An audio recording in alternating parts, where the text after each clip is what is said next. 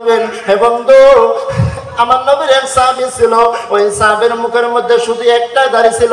ওই একটা দাড়ি নিয়ে যখন আমার বিশ্ব নবী দরবারে যেখানে হয়েছে, আমার নবীর সামনে যখন যা দাঁড়াইছে, আমার নবী তার ভীতি দেখি দেখি মুস্কি মুস্কি হাসিছে। যখন মুস্কি মুস্কি হাসিছে, ওই সাহাবীরা মনে মনে কষ্ট পেয়েছে, মনে মনে গোসা হয়েছে। বাড়িতে চলে গেল, বাড়িতে চলে যা তার দাড়িটা কাটি ফেলে দিল। দাড়িটা কাটি ফেলে দিয়ে আমার বিশ্ব নবীর দরবারে যখন আসছে, আমার নবীর কাছে যখন আসে বসছে, আমার নবী তার ভীতি একবার তাকিয়ে দেখে তার মুখের মধ্যে দাড়িটা নাই। আমার নবী আর তার ভীতি তাকায় না। আমার নবী অন্য দিকে বসে আছে। যখন এই দিকে বসে, ওই সাহাবীরা এই দিক থেকে ওই দিকে যাবার বসে, যে এই দিকে বসে আমার নবী এই দিকে তাকায়। যখন এই দিকে আসি বসে, আমার নবী সিধে মুখে তোর মুখ ঘড়ি বসে। ওই সাহাবীরা বলছে, নবী গো, ও নবী আমার, ওদিন আমি আসছিলাম, আমার ভীতিতেই মুস্কি মুস্কি বারবার হাসিছেন। ও গো নবী আমার, আজকে কেন আমার ভীতি একটা বড় তাকান না?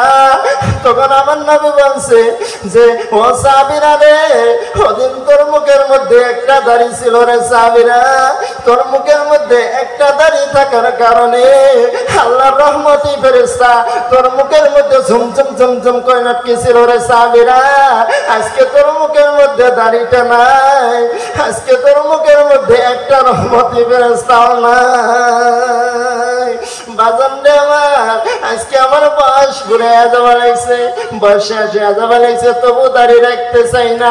বাজান রে, ওই সাহাবীরার মুখের মধ্যে একটা দাড়ি থাকার কারণে তার মুখের মধ্যে আল্লাহর রহমতি ফেরেশতা ঝুমঝুম ঝুমঝুম করে নাটকেছিল। আজকে আমার মুখের মধ্যে এত দাড়ি থাকার কারণে তবু আমরা দাড়ি রাখতে চাই না রে যুবক। এই এতগুলো দাড়ির মধ্যে তাহলে কতগুলো ফেরেশতা আছে? আজকে ওয়াদা করতে পারবো যে নুরুল ভাই, আজকের থেকে জীবনে আর নবীর সুন্নতের মধ্যে খুল লাগাবো না, আজকের থেকে আর কোনোদিন দাড়ি কাটবো না। এইরকম হিম্মতলা বাবার কাছে হাত দেখতে চাই, কাই আজকের থেকে দাড়ি প্রত্যেকদিন কাটবো? তোমার দাড়িকে পেয়ার কেমন কথা? এলাই শুনি, এলাই দাড়ি কাটতে চাই। সেই জন্য বললাম বাবারে, একটু ভালো করি ব্রেন দিয়ে শোনা লাগবে, খালি শুনলে হবে না। যে ভাববেন যে নুরুল আলম ভাই কালকে বলে গেছে যে নবীর সাহাবী একটা দাড়ি রাখছে, আর ওই একটা দাড়ির মধ্যে রহমতি ফেরেশতা আছে, এই কান দিয়ে শুনে এই কান দিয়ে বের করে দিলে হবে না। যুবক রে, আজকে থেকে আমরা ওয়াদা করবো জীবনে আর নবীর সুন্নতের মধ্যে খুল লাগাবো না। হাত তুলে দেখতেছ? নারায়ে তাকবীর, নারায়ে তাকবীর। আল্লাহ সকলে হাত তুমি কবুল ও মঞ্জুর করিও, সকলে বলেন আমিন আমিন। হযরত আবু হুরায়রা রাদিয়াল্লাহু তাআলা আনহু, হযরত আবু হুরায়রা তারা ছিল মুশরিক, তার মা হযরত আবু হুরায়রার মা ছিল মুশরিক, বেঈমান ছিল। হযরত আবু হুরায়রা রাদিয়াল্লাহু তাআলা আনহু যখন আমার নবীর খেদমত করে, আমার নবীর ভালোবাসা, আমার নবীর খেদমত করনেওয়ালা ছিল। আর যখন আমার নবীর খেদমত করতে একটু রাত হয়ে গেছে, গভীর রাত হয়ে গেছে, তার মায়ের কাছে যখন গেছে, তার মা ধরে বলছে, আবু হুরায়রা তুমি কোথায় গিয়েছো? এত রাত্রিবেলা আসলি। আবু হুরায়রার মা মুশরিক ছিল, কোনো কথা শুনলো না।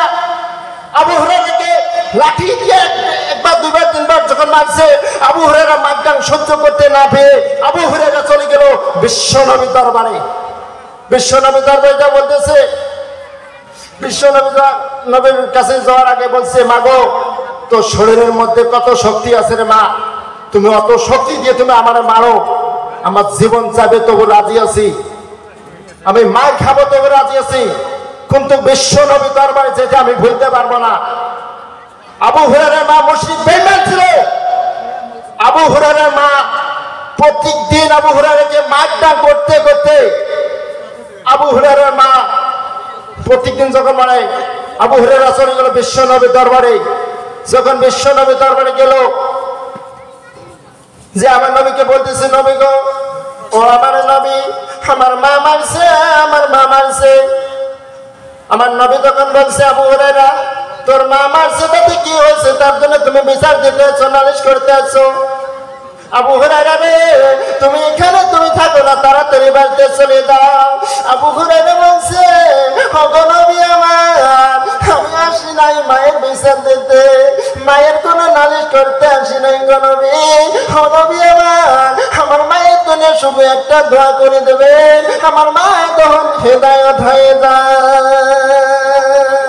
ও নবী গো আমার মায়ের জন্য হেদায়েত হওয়ার জন্য দোয়া নিতে আসলাম। আমার নবী তখন দুজনে আসমানের দিকে বাড়ি দিল, আসমানের দিকে বাড়ি দিয়ে যখন দেয় রে, আবু হুরায়রা বলে রে আমার বিশ্ব নবী দোয়া করতেছে, আমার নবীর দোয়া আরশে আজিমের দরবারে আগে কবুল হয় না আমি আবু হুরায়রা মায়ের কাছে পৌঁছে যাই। আবু হুরায়রা দৌড়ে শুরু করলো, যখন দৌড়ায় রে সব সাহাবায়ে কেরাম বলল রে আবু হুরায়রা তো ভদ্র তো নম্র লোক, কেন রে দৌড়ে, তার কি দুর্ঘটনা হয়েছে? সব সাহাবায়ে কেরাম তখন আটক করে দিল।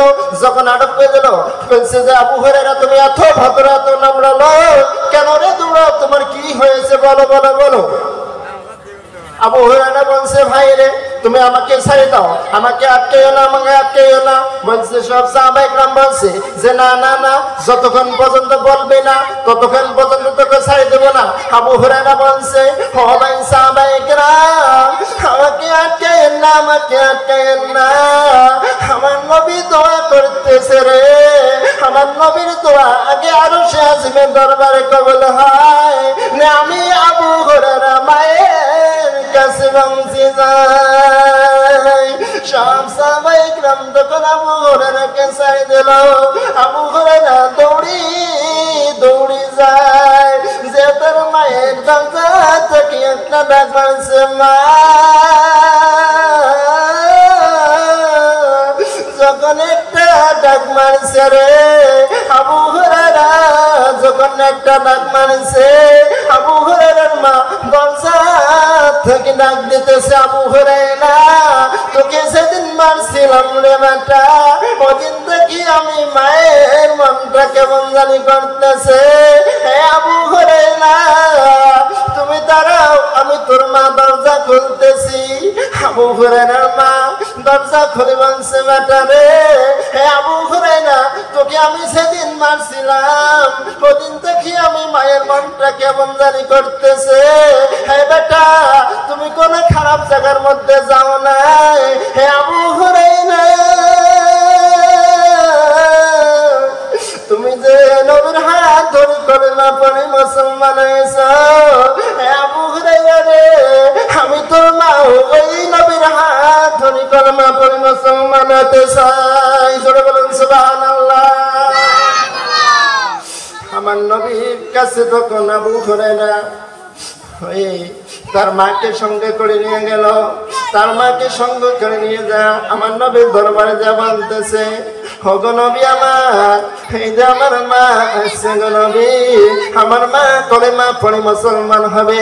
তখন আমার নবী বলছে মা বলো বলো বলো বলো লা ইলাহা ইল্লাল্লাহু মুহাম্মাদুর রাসূলুল্লাহ।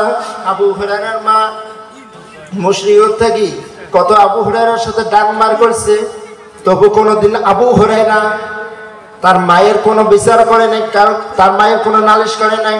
আজকালকার এমন যুবক আছে রে, মা যদি একটা বার যদি একটা কোনো কথা বলছে মা তো ভাত দূরের কথা, মা বাড়ি পর্যন্ত জায়গা দেন। জোরে বলুন ঠিক না বেঠি?